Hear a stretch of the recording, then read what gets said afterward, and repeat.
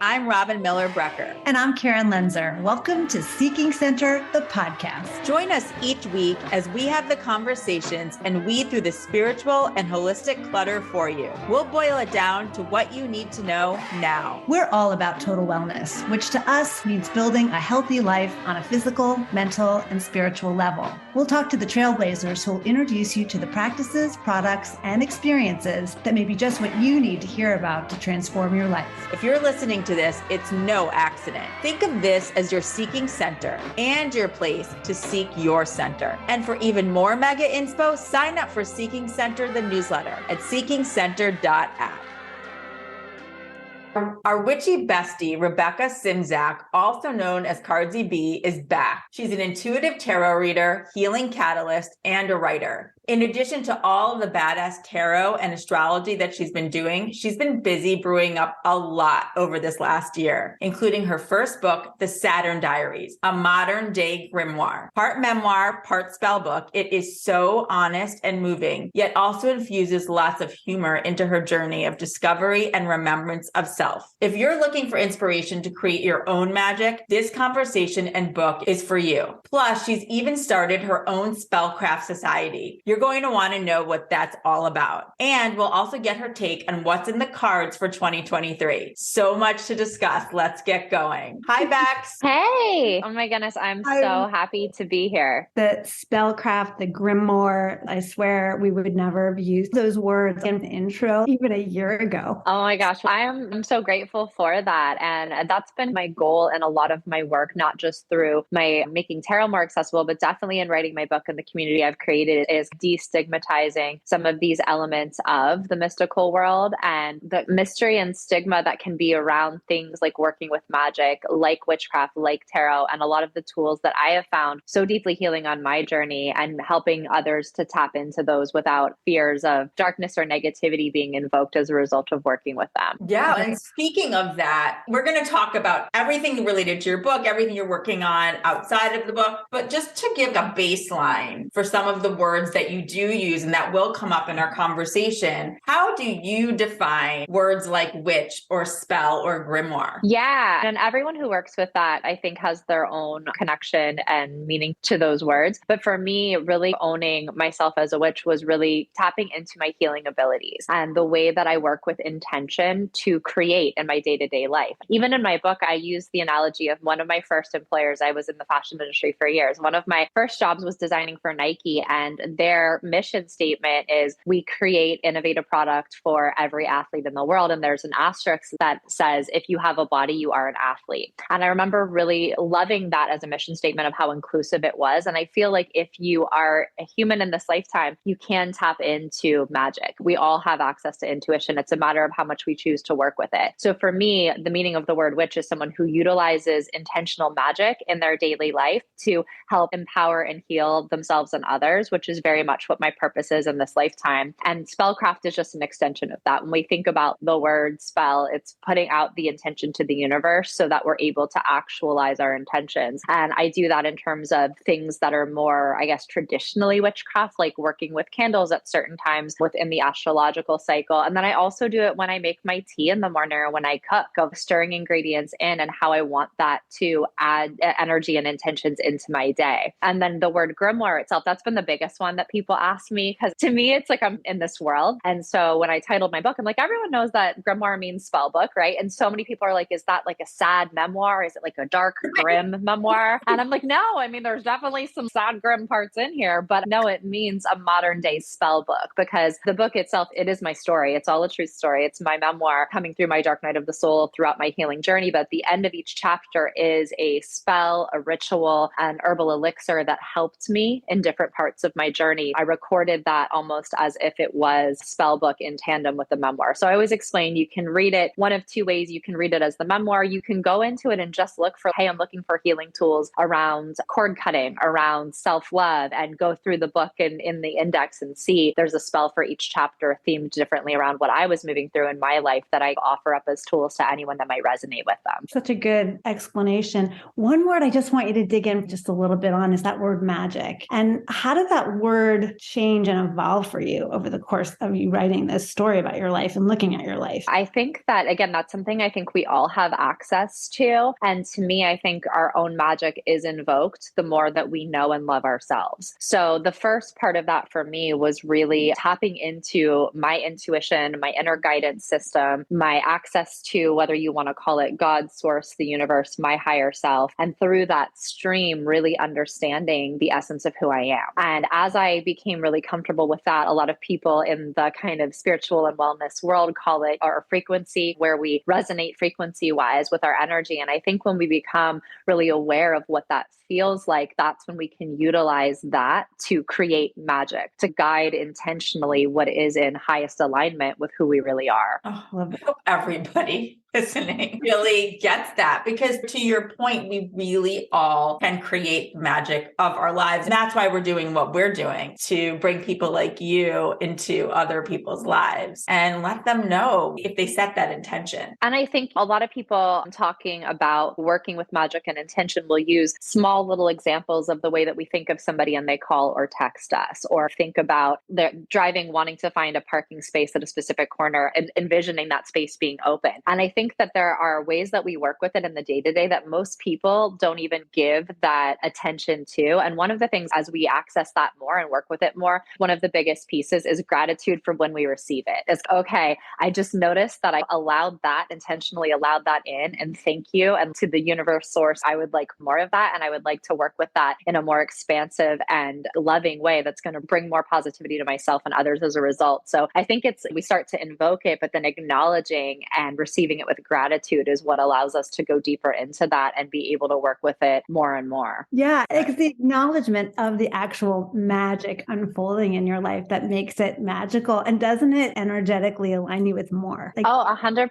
Because I think that happens where people are like, oh, I was thinking about that person or missing that person and they texted, but we've been so trained to be like, that's a coincidence, or, oh no, that's crazy. And when we start to be like, okay, thank you to all of the parts of me that called and magnetized that in, we allow ourselves to trust that we can create and receive more and more of that. And I also think that we're trained to think if you get one thing, so in a particular day, you found that parking spot, Yes. you can't ask for more. it was just like, Right. Yeah. Oh my God, ride that train, ride the good energy, be aware, say thank you, and ask for more. You can. And I've heard clients say that to me, of they almost don't want to train, so that there is this lack mentality of we don't want to be greedy, or someone else needs to be able to ask more. And it's no, the universe is infinitely abundant. And the more abundance that we receive, the more that we can radiate and ripple that out to the people that we impact in our day to day. So I do think there's almost the fear of asking. And I was just interviewed for a magazine article recently, and I was saying one of my top 5 takeaways from the book is ask. And if that doesn't always mean ask favors of other people, it's ask the universe, ask for a sign, ask your higher self, because we do receive those signs and synchronicities, and working with them is so powerful. It's magical. It really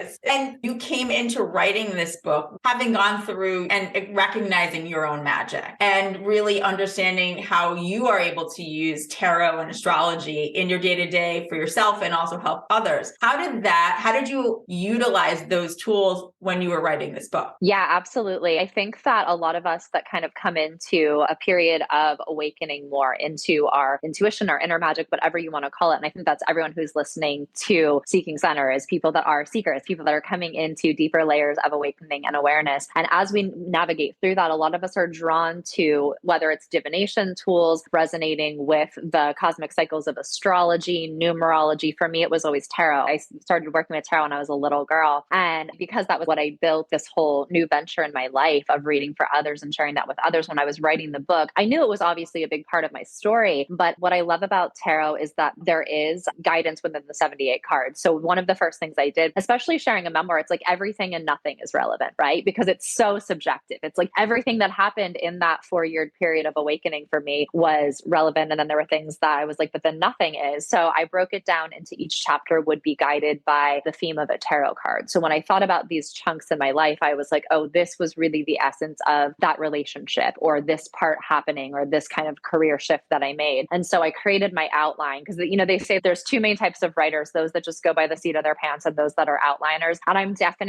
Sagittarius, but I'm Aries rising. So I like to outline, I like to have a plan forward. And I outlined using the cards as guidance. And it's interesting because they've been such a North Star and such a point of guidance for me throughout the time I was a little kid when I first discovered them, through my awakening, and then even in the writing process. And speaking about planning out things, it seems when we're reading the book, I know in retrospect, it probably seems like it all unfolded, like it was orchestrated and part of a divine plan. But tell us about that process of writing it and really what you wanted the takeaway to be for people. You touched on it a little bit on the beginning, but such a process. Why did you write it? Yeah. And I know we talked previously about this, but for anyone that this is their first introduction to me and my work, the way that I came into reading tarot is it was something I was drawn to as a little kid, but back in the 80s, 90s, it was not what it is today. It wasn't cool and in every store and metaphysical shops on every corner. So I never thought that it would be a career. I knew it was something I was good at. I was always like saving my allowance money to buy tarot decks and astrology books, but I was like, oh, that's a hobby. And then I moved away from it as I went into high school and wanted to fit in with the cool kids, and then ended up studying fashion design in college, which became my career. But I had this major dark night of the soul breakdown in 2017. And I know a lot of people hit this in 2020 to currently, just because of the state of the massive changes in the world. And for me, even pre-pandemic, it's called the Saturn Diaries because my Saturn return, which is when Saturn returns to the place we are when we're born. And Saturn's kind of known as like the mean teacher, the mean professor of the planetary system. And if we're not in alignment, it will remove any ego identifiers, things that we're trying to force ourselves into that are not for our highest good. So for me, I lost my big corporate executive. I was a global vice president and creative director of Playboy. I lost my job. My ex asked for a divorce. So I was going through a divorce. One of my very best friends, who was like my big brother and mentor, passed away of HIV related complications. So all of these things that I thought made me were being taken out in a very short period of a matter of a couple of years. And within that, I came back to reading tarot because I basically hit the point where I had lost all of my money. I felt like everything that made me who I was no longer there, and had planned a suicide. And the thing that I came back to as I decided, if I'm going to tap back into this lifetime, I need to make some changes and I need to find out why I'm here. And I started just pulling a card a day as the helping me tap back into what is going on. What do I need to know? What is the universe, my higher self, trying to show me? And through that, ended up shifting my entire career into doing this for a living, just through a sequence of events of people resonating with my readings, friends, old colleagues being like, you're good at this. You're predicting things that become true. So that's a long answer to say when I wrote the book,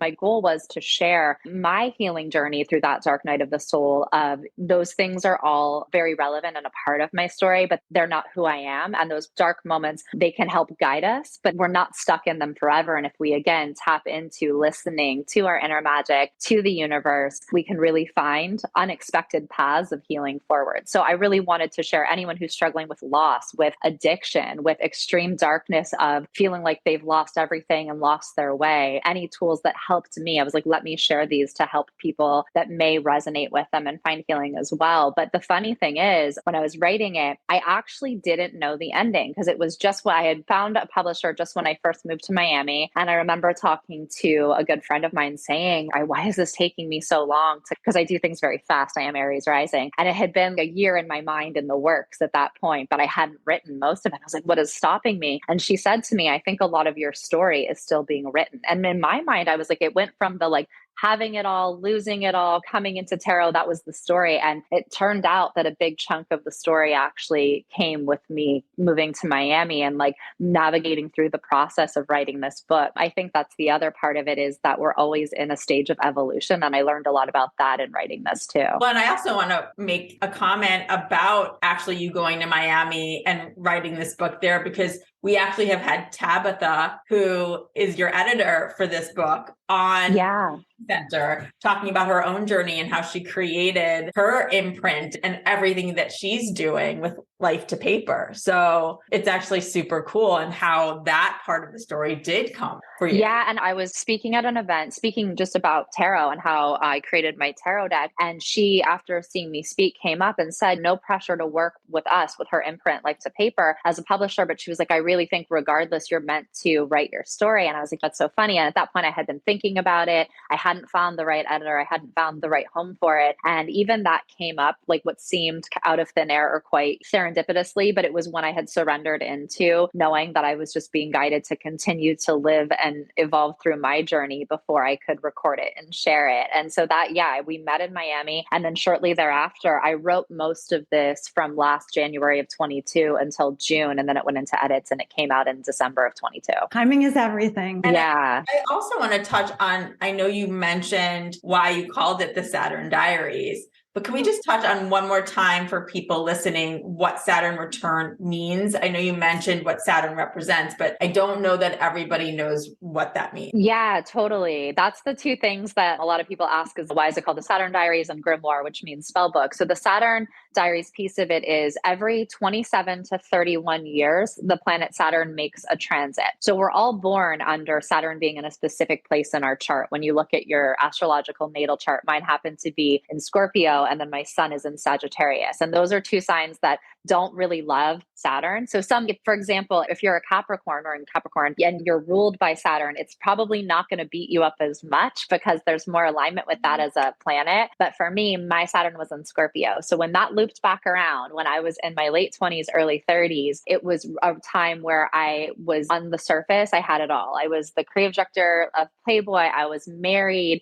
Even my ex and I were in these human rights campaigns, and we were this it couple in Manhattan, and we had everything that was very Instagrammable, and it looked, oh, I have the dream life. But I was struggling with depression and addiction behind closed doors, and being in the fashion industry, it was kind of like everybody parties, everyone drinks this much, everyone does this, but I wasn't really facing a lot of those shadows. So when Saturn comes back around, and that happens the first time for us when we're like, 27 to 31, and then it will happen again closer to age 60, it will show you all of the things that you're living inauthentically, things that are misaligned, things that you're trying to force that are no longer serving you and no longer meant to be. And it's funny because we'll see with certain celebrities that really lose their shit in their late 50s, early 60s. And I probably shouldn't name names, but I love Madonna, and I'm just going to say it. Like Madonna was like flying high in her first Saturn return. She was at the top of her game, Blonde Ambition tour, the most revered star in the world. And then when she hit her second one, we're like, oh, because the first one, I don't think she ever had to reassess anything. And we're seeing her hit it in her late 50s, early 60s, and a lot of interesting choices that you'll see people make if they didn't really come through it in the first one. So even though my first Saturn return was really brutal, I was like, give me all the lessons now. Like after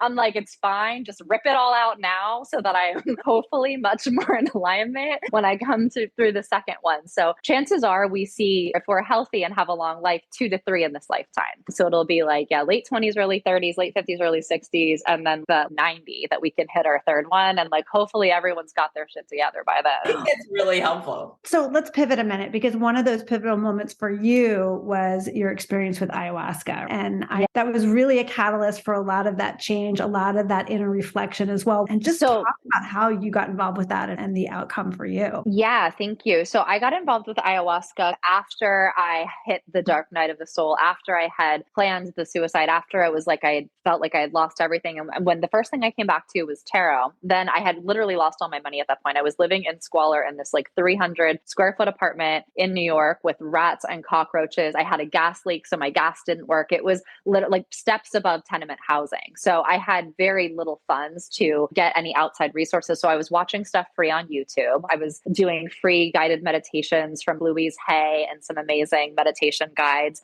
And I was pulling tarot cards. And then as I started freelancing, I started rebuilding my life and put some money aside. And I had wanted to do ayahuasca as soon as I heard about it. For a year or so, when I read about it, I was like, this feels like it's calling to me. And I always say it's not for everybody. So it's by no means is that chapter in my book an ad for it. I think it's wanted to share my experience for anyone that also feels called or is curious. But it is a plant medicine that kind of exposes a lot of going into our own shadow so that we can look at the things that we need to still move through and heal. And I think I wrote this in the book too. I always say I went into it really hoping that it was going to be like a live guided journey by Oprah of, and your journey starts now. And it was going to be rainbows and unicorns. And it was much more like American Horror Story ayahuasca, because you see the things that you've been avoiding. And I think that as long as you go into it with an open heart and surrender, we see it in a way that heals us in a way that it's thank you for that awareness and that knowledge. But for me, the hardest thing was definitely seeing how I had mistreated myself, but seeing how much love was available around me, people I knew, people that I worked with, friends, family, and how much I rejected it. And I think a lot of times when we're in darkness, we push love away because we don't love ourselves, and it feels very challenging to receive when we're not even giving ourselves that love. And that was one of the things that really clicked for me, was looking at where was I blocking that reception and where could I love myself before receiving from others, which sounds so simplistic, but I saw it in real time memories of experiences that I had. So that was really the biggest catalyst. I refer back to that as like how I really healed any addictions that I had, and many of them. I was definitely a functioning alcoholic. I had an addiction to Xanax, even caffeine. I would have 4 iced coffees and 2 sugar-free Red Bulls by the time I was getting to the office back in the day. So it really changed my relationship with what I put in my body and what I consume, not even just from a food and substance standpoint, but even the media I consume, the books I read, the conversations I have in terms of, is it helpful, healing, and empowering, or is it gossip? Is it lower vibration? And that was really the biggest turning point with what I choose to allow into my energy field. So for me, it was a massive catalyst, but I also was in a place of huge surrender and had begun opening up to what would be healing on that journey before I took place in the ayahuasca ceremonies. And I think the thing is that for every person, I think you said this even before discussing it, there can be something, whether it's ayahuasca or something else, that can be that catalyst, that can show you who you really are and what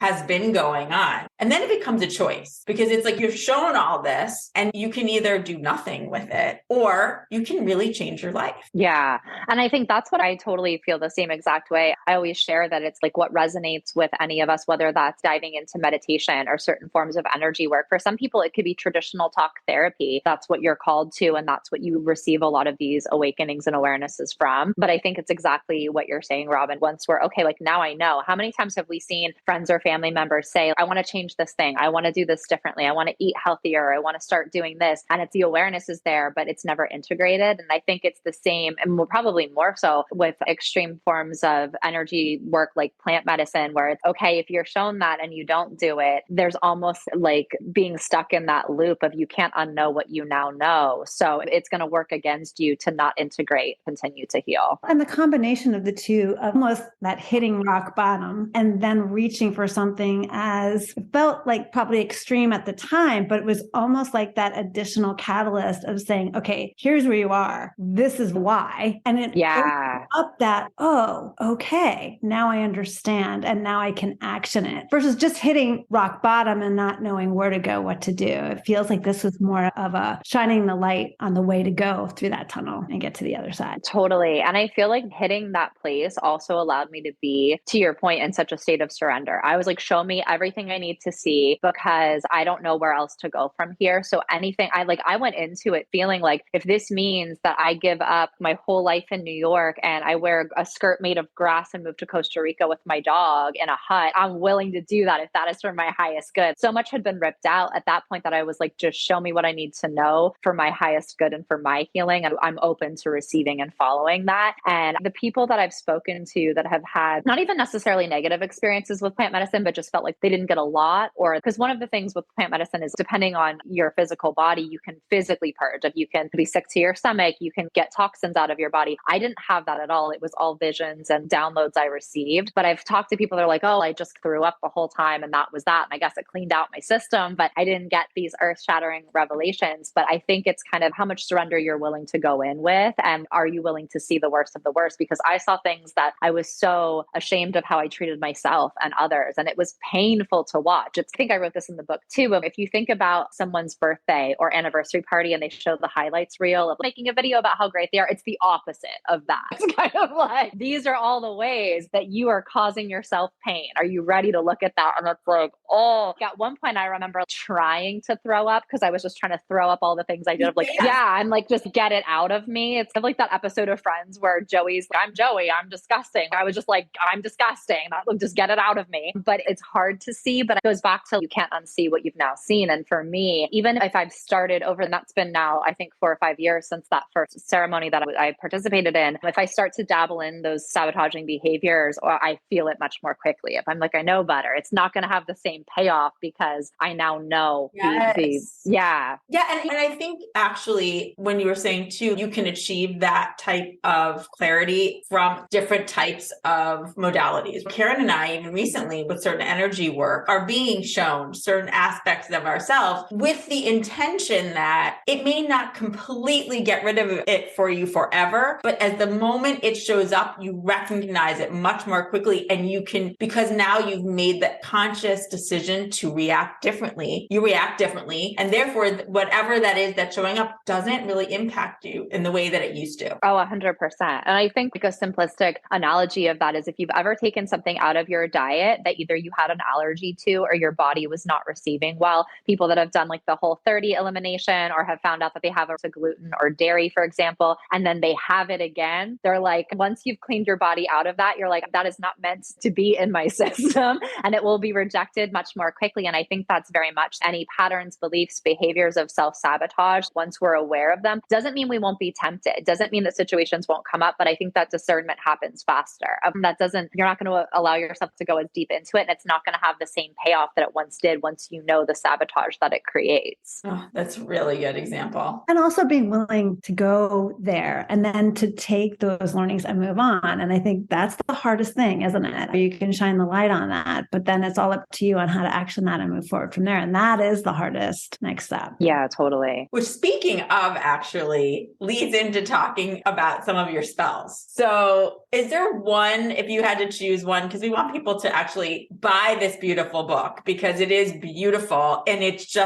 not only fun, but also deep. I was saying that to you before we got started. It's a fun, but deep read and really does end up helping you look at yourself and your life differently. You just want to hold it because it's so beautiful. What would you say is one of the spells that you can share with listeners? Okay, so I'll try to keep this brief because it's my favorite and then the one that people talk about the most that have read the book or have asked me about in other interviews. My favorite is really simple, and it's the last chapter in the book for that reason. It's postcards to our past self. And it's something that I practice on an ongoing weekly, if not daily basis, of taking moments in time that we hold a lot of joy or gratitude and sending them to past versions of ourselves that would have needed that. So for example, if you've ever, like myself, lost all of your money and been in extreme lack and you come into being abundant again, I'll take those snapshots and send it to my past self of, girl, it gets better. We're buying this bag at Versace, I got you. Or times that I was going through really deep addiction and thinking I could never get out of that cycle of the alcohol and the Xanax, and then being at a super amazing New Year's party, drinking an alcohol-free cocktail and having the time of my life and being like, you do this and it gets not only better and it's easy. You do it with ease. In the future, it's possible. And I always say you can just send those as a mental postcard to your past self. When I first started working with that, I would actually write them out. And sometimes if you're in another location that your past self would have always wanted to go to, you can mail it to your home address. You can mail it like a letter to Santa. So I think that's a really cool way of working with multiple timelines, because I believe time is not linear. And I believe those moments that I would have tiny glimmers of hope were because me then could feel me now. Okay, got you.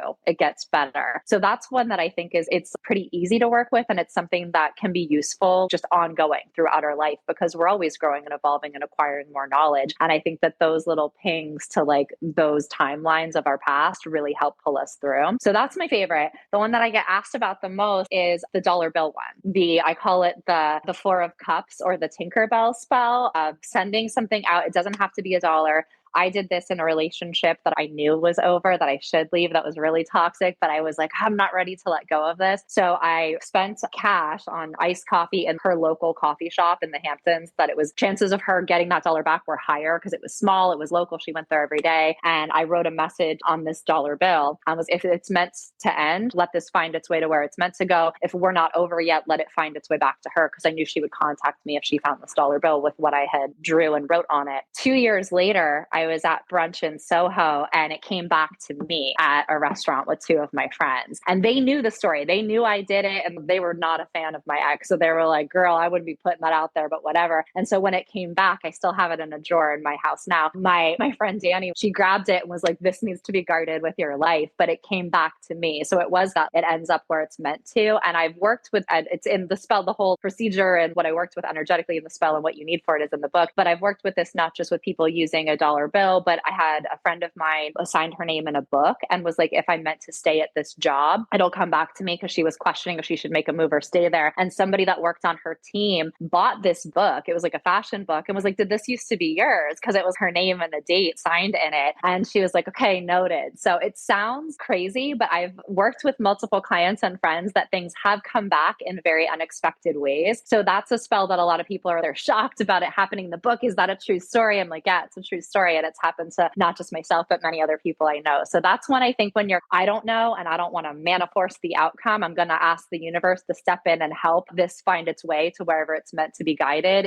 That's a cool one too. Oh, I love that. You know what I love about the first one, as you were talking about it, you could even apply that to a really bad situation you're going through in your current life. Let's just say it's a really dark, dire, bad day, and allow that higher self of yours in the future to visit you, and just imagine what that person would bring you and how it could make you feel. You can use it even in the present day time. Right? Yes. Oh, I always say that too, is like there's so many times where I'll feel struggle or I'm not sure how to proceed. And I will do that to my future self. I'm like, girl, I need a sign here. I need something. So I think it's both ways, because again, time is not linear. So I think we can tap into asking for signs, synchronicities, guidance from our future self. And when we have some extra love and joy and excitement to share, sending it to our past self that might have been in a lower frequency state. When I read it in the book, I can't get over that in New York, really talk about magic. That's why I'm like, I fully believe in magic. I've practiced it. I've received it. Yeah. Cause if geographically I spent that dollar bill in the Hamptons, which is 3.5 hours outside of Manhattan. I was then having brunch 2 years later in Soho with two of my besties and this is even back then, I think it was 2018, 2019,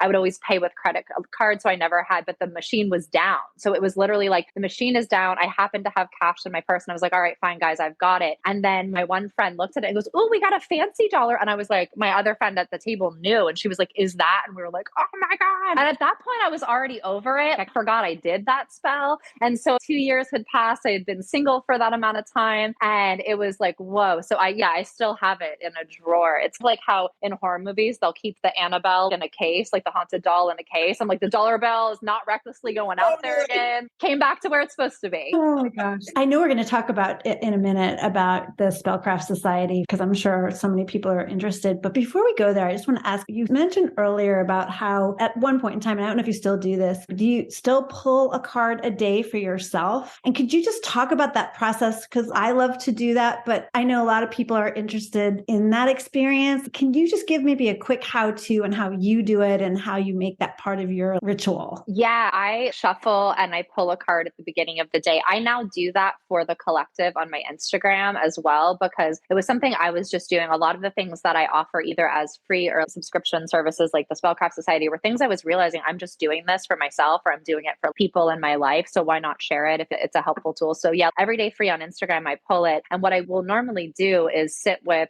what is it that I need to know that's helpful, healing, and empowering today? What do I need to either look out for? What do I need to be aware of to make the most of the lessons and experiences that are coming through in the day? Today, for example, this is just sitting like on top of, this was the card that I pulled for today, was Chariot reversed for the collective. And the Chariot upright, we're in a 7-year for 2023. So it is 2 + 0 + 2 + 3 is 7. And in my deck, it's inspired by Miley Cyrus on a wrecking ball, because it's got like victory, let's freaking go. Like we're coming in like a wrecking ball, which is exciting. But the reversal is, okay, if we've hit hiccups with that, if we've met resistance, it doesn't mean throw in the towel. It doesn't mean like those of us who've started either a meditation routine or a workout routine, now we're 9 days into January. Well, I've messed it up. What's the point? The reversal is, where can we pivot? Where can we have those moments of, okay, if that's not working, let's readdress and reassess what we may need to shift accordingly. So I think that like this is saying some of us are being hard on ourselves based on goals we may have already set or things that were coming up. And coming out of that Cancer full moon, like the beginning of the month too, is where can we go into comfort zone and where can we retreat into what we did previously? So that's how I work with it. And then I do share a collective reading on Instagram as well. But if you're pulling for yourself, it's whatever it is that you're wanting to tap into for the day. So if it's what your higher self wants you to know, if it's guidance that you want to be mindful of, some people will pull very specifically. They're moving through relationship problems of, let me see what I need to learn in this relationship today, or let me see what I need to be shown and pay attention attention to in my career today to help me make the highest decisions accordingly. So helpful. That really is. And so then let's talk about your Spellcraft Society. What is it? What can someone expect if they decide to sign up? Yeah. So again, this is something that I was just doing. I would often have friends over in Miami and do ceremonies, rituals at key points like a full moon, a new moon. And a lot of people, a lot of my clients would ask me for tools around certain cosmic transits or spells and rituals based on the fact that they knew that I did them. So I was having more and more people come to me for that. And I was like, how can I make this a really accessible community that people can join? Every week, live Thursday at 5:55 Eastern,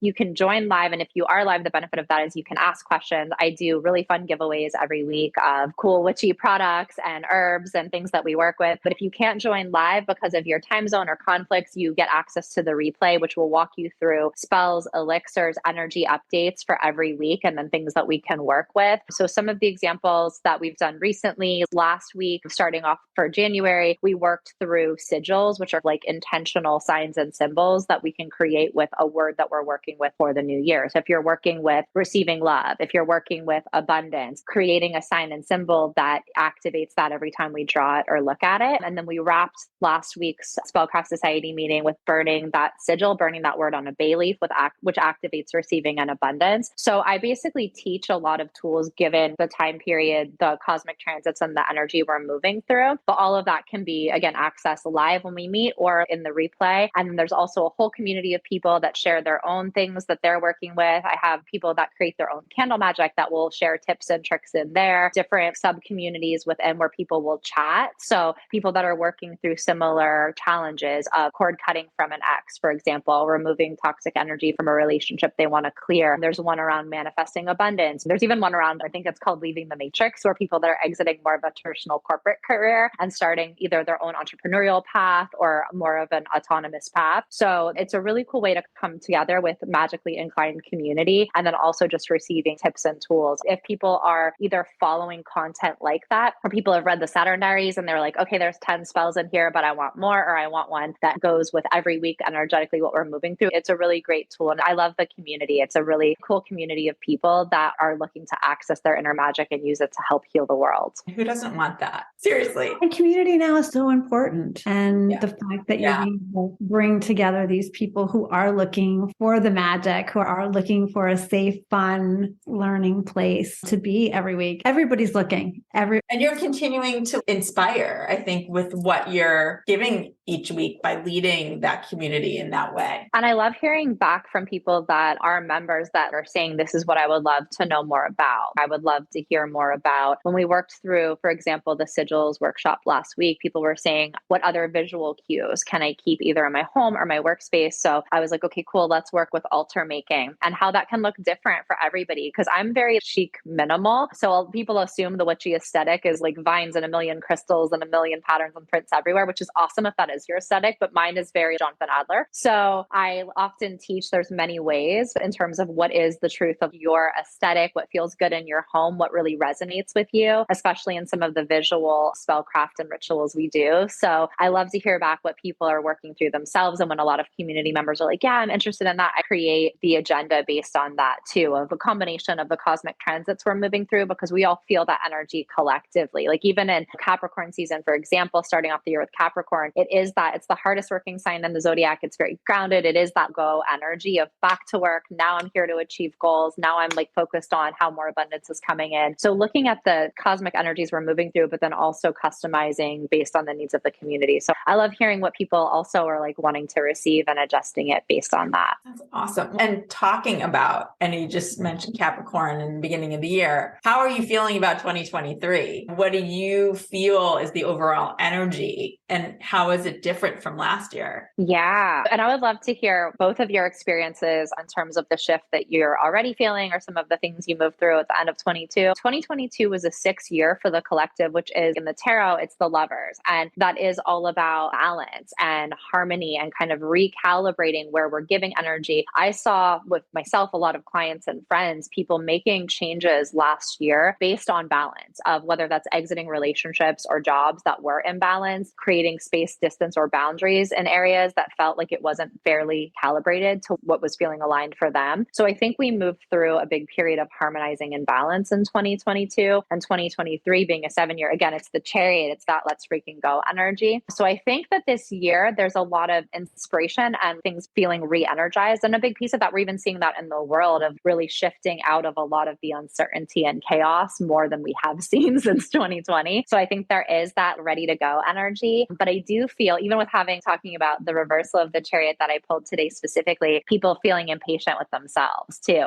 It's almost okay. And it's like, no, we're not that far into the year yet. Let's find a momentum that is sustainable, I think is one of the big themes of 2023 too, of yes, using that energy and that knowing that we're going to achieve a lot this year and that we're ready to move out and move forward in ways that it wasn't necessarily the time until 23, but also finding it's a marathon, not a sprint in 23. I know you were asking how we feel, and we've been talking about it a ton because we do notice a actually pretty big shift. It feels much lighter and there's much more hope. Oh, yeah. It does. That recalibration, that word really resonates with me because I think a lot of people didn't know how to recalibrate. Definitely they could feel the energy last year was even then not what they expected. I think with every year out of COVID, everybody's expecting things to go back to normal and there is no. Yeah. And that's yeah. what the whole recalibration is. It's like trying to find totally new footing. And I think it took all of us a lot of time to get there. Yeah, we literally were talking about this, how our whole energy has shifted to this. It's almost like being at the edge of the ocean with all of the waves and just trying to get out past the waves. And then you're finally out there and you're, oh, okay, got through the hard part. Now it's a matter of going out there. Yeah. And I love that analogy too, because when I'm seeing like one of the biggest things is really getting true to our base level, what is our momentum, and not basing it on comparison or competition. Because if you're in the middle of the ocean, you're like, cool, okay, I got to this part and now I'm at a calm spot, but how can I continue to swim without exhausting myself, without reaching overwhelm and depletion? Because I think we did spend a lot of, probably arguably the past couple of years, but definitely 2022, of finding what our base level is and what that balance is. And it can be tempting to go back, like you're saying, when people want to go back into what it was before, to go back into those patterns once there is the inspiration to move forward. But it's like, no, we moved through everything we did as a collective in the world for a reason, that a lot of those things were not serving us. I think there's been a massive look at hustle culture. It doesn't feel like cool to deplete ourselves the way that it once did. It's not the badge of honor that it once was. So I love that, the ocean analogy, because it's like what is going to help us continue to maintain our pace throughout 2023 in a way that we can best serve ourselves and others as a result. And I even think what you talked about, and I know we're talking on January 9th, and this is probably not going to post for another week, but just that idea of looking back over the last or so and how have things been going in terms of the intention that you set, and where do you need to recalibrate, as we just said, because I know for us, we've eased our way into this year with hope and with this knowing of possibilities in a way that feels different than last year. It doesn't feel like almost trying to force something. Yeah. And there's more confidence in a knowing things will happen. They will reveal themselves. And there is so much possibility and you don't have to force it. It is, as you said, it's a marathon, not a sprint. That is such a great way of putting it. And I think that even looking, because obviously I always go back to tarot, but with a 7 year in the chariot, it is a really important combination of having a route in mind of pulling the chariot back to suspend forward, but then surrender. It's okay, this is my aim. I have maybe a loose map or a plan, but then surrendering into that once we choose that. Because that's one of the things I realized, and we're early in this year, but in January I was like, oh, there are things I probably need to get more specific with, because I think many of us through 2020 through 2022, it was almost like, don't get your hopes up too much. Even for me, we celebrate all holidays and basically our Christmas was canceled. People got sick. We couldn't, to your point, even up until end of the year. And we've been conditioned in a different way. Yeah. The 7 year is like the balance of a little bit of vision, a little bit of that strategy of this is what I'm aiming towards, but surrender for that to come the highest way. Because I feel it can be so polarizing of either forcing like that, like you were saying in 2022, in ways you felt that you were forcing of this is the way it's got to come about and forcing through it, or it's the, I don't even know anymore. So I'm not even going to try to put anything out there that I want to happen. Yeah. I was telling Robin, I think this is the first year that I haven't had like this long list of things that I wanted to get done and accomplish, and just went in there badass to start talking. Yeah. The list. And this year I just feel much more a sense of serenity that it's all going to come together and that there's not a need to force it at all. And the other thing about even the ocean analogies, I feel like so many people have been battling those waves as well, and that we're all sort of meeting on the other side right now, and that we've all come there and we're starting to meet each other and form this group energetically of, okay, we're all here.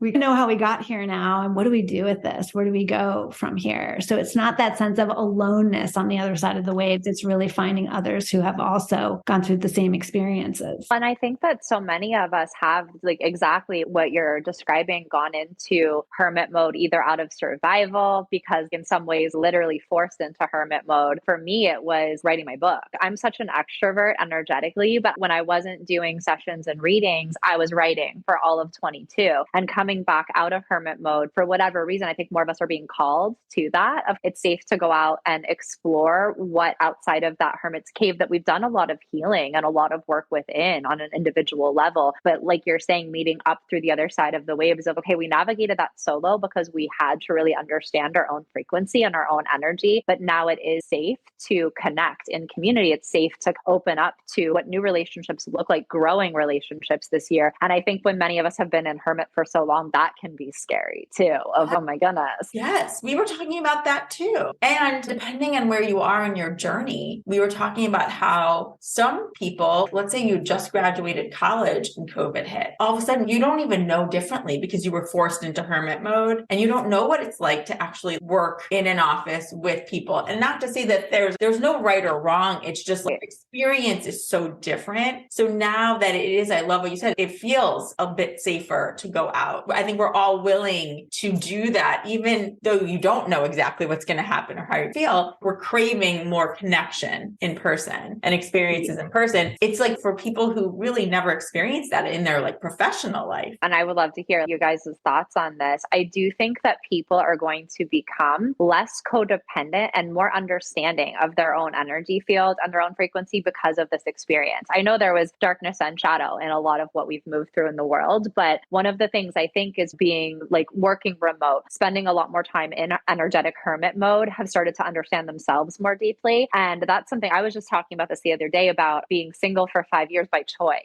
and really understanding my own frequency, because I was somebody that would very quickly, because I am intuitive, intuit what other people needed and be able to shape shift into that to make other people comfortable or make other people enjoy my company. And moving through that hermit energy, it's like I couldn't even do that if I wanted to anymore. And which is, it definitely probably decreases the playing field, but it's also then the people that are the most aligned in friendship and romantically when we're very clear on our own frequency because of going through that. So I do feel like coming back, resurfacing on the other side of that in 23, there's uncertainties, there are things that feel a little like foreign and very new, but there's also we can't force ourselves into mutate and contort into energies that aren't aligned the way that we were so programmed to. Because even things like going into an office or doing things, working in a certain way, being in relationships in a certain way, you just do it, we don't question, this is the way it is. And then once that was removed, it's, do I actually like that? Is that something that feels good to me? And I think that's become so much clearer for so many of us that it is helping with owning our authentic energy field a lot easier. 100%. And even prioritizing that in a way. Yeah. Right? I think that's the thing that surfaced for so many that I've talked to, even in my work environment. It's that we never really thought about prioritizing ourselves because it was always about getting to work, doing our thing, taking care of our kids. We had that laundry list of things. And now that we've been able to carve out those precious segments of time for ourselves, going back to not having that, I don't think is an option for a lot of people. Yeah, it's so true. And that's something I think for me, now that I'm like, yes, I'm open to dating, I'm really wanting to connect with a potential divine partner. And I think about that now, if it's something like you're saying, I couldn't even go backwards or compromise that if I wanted to. And there's a shamanic practice that's called the hoop practice that's all about filling our energy field, our energetic hoop, our field with our own energy so that we really understand that before we commingle or energetically connect with others. And now I say I definitely need a partner who has big aura energy, who like they know theirs, I know mine, and we we add to the party together, but that it's not getting lost in someone else's field as a result of that. And I think many people have begun to understand themselves in a new way because of this time period, which even in the darkness of the past, the people have gone through in the past couple of years, I hold a lot of gratitude for that. And even being comfortable with that new partner too, and allowing them to have that space. Yeah. Always been so much pressure to like really be my better half, or all of those old ways of thinking where it's really not that at all. And so now being able to identify with someone else, knowing your energy so well, but also being able to respect and understand their own, and them having their own space just makes the relationship much more energetically aligned from the get-go, really. Yeah. Big aura energy. It's important. And I love what you said before, which I think goes to some of what Karen was just talking about with that hustle mentality. It's just not as cool. That really was the way we were conditioned. The harder we worked and the more we did this, the better we were. And it's because to your point, 2022 really was, there is that theme of balance, figuring out what that balance is. And now it's really putting that to work. What I should say is now taking what we learned for each of us, what balance means, and living with that, like actually by that. Finding those happy mediums and knowing your energy, to your point, and where you used to push yourself, let's say, to go out on a Friday or Saturday night, even though you were exhausted. Now knowing, maybe know yourself better, maybe don't plan so much. Rather, not to say that you should just like skip out on things that you plan. It's more just knowing not to plan. Yeah. Give yourself the space, give yourself the time so that you can actually be in your energy. It's finding that balance. Oh, 100%. And I think that we've given ourselves more permission to do that versus just autopilot programming of this is what I've always done. But I do think at the beginning of the year, and for some reason I'm getting this more for 23 than past years, it's almost because we are through the other side of the waves. We're like, but are they coming again? Should I revert back to that out of safety? So I think we're being tested with that in January of, I don't think I want to do that, but it feels like that's the thing I would normally do, whether it is overbooking ourselves, overscheduling ourselves, things that we would have done out of lack mentality before. It's the temptation is there, but then its discernment is much quicker. But that doesn't feel right. Yes. You were saying about your ayahuasca experience. Once you've gone through that and you know that, you remember it. And I think this recalibration listen, it's been a long time. We've had a long recalibration, but because we've done that, I think it'll always be there to help remind us of where that center point is so we can come back to it, even though we're being tempted just to do all the old things that we've learned. Oh, totally. It feels old. It actually feels old. When you do dip back into that, if you can tap into the feeling, it doesn't feel right. It's so true. Yeah. It's like trying to wear an outfit that you could still fit into physically, but it's from the early 2000s. And you're like, like Von Dutch is just not cute right now. You can do it, but it feels a little off. True. Yeah. Yes. If I could any kind of closing thoughts I would leave with, I would just say, be kind to yourself in the first part of this year. I believe as a collective and as individuals, we're going to accomplish a lot, but I think a lot of us get almost overly excited. It is the sprinting at the beginning of the marathon where you have all the energy, which is great. And that enthusiasm and inspiration is beautiful. But I think being kind to ourselves when we do need to find the groove, find the rest periods, find the balance, because all of us that are tapped in and tuned into the collective energy, which everyone listening to Seeking Center is, we're feeling that, okay, good, it's safe to go. Let's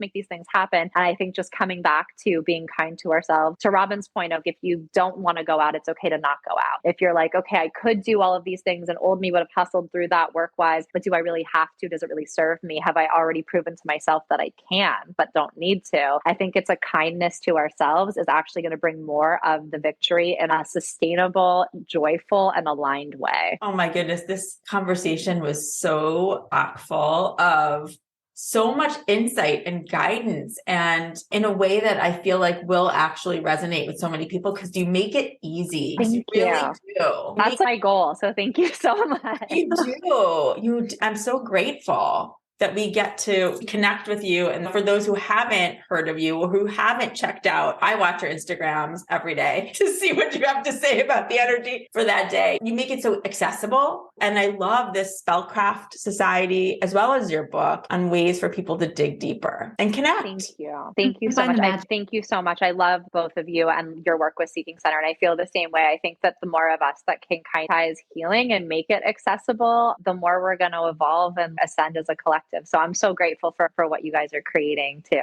Thank you. Thank you. Visit cardseb.com for everything. You can book a reading, join the Spellcraft Society, buy the Saturn Diaries, and the Badass Bitches Tarot deck. Plus, find out more about upcoming events with Bex. You can also listen to Bex's weekly podcast, Hex in the City, on Apple Podcasts or Spotify. And follow her at cardseb on Instagram for her daily tarot readings. And for more about Bex and her journey, plus a glimpse at her reading for us, check out season 2, episode 4. Thank you. Hey!